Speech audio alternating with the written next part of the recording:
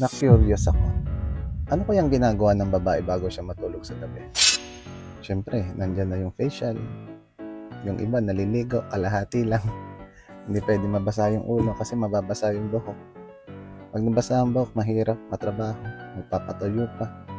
Kung ipilit niya matulog ng basa ang buhok niya, pagising niya, kulot-kulot na yan. Tikwas-tikwas.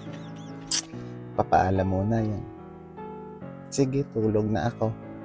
Hindi pa matutulog yan. Ang dami pang gagawin yan. Magaganda-gandahan pa yan. Isipin niya pa yung mga susuotin niya kinabukasan.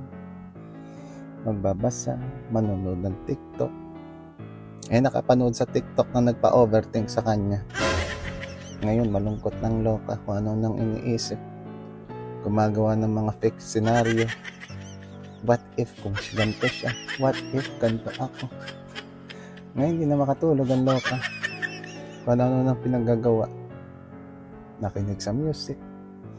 Niyakap ang unan. O kaya yung mga baby oso dyan sa kama niya. Sa labis na pag-overthink ng loka. Nanaginip. Ang panaginip niya, may babae ka. Ang ina, pagising niya. Sigurado yan. May kasalanan ka na.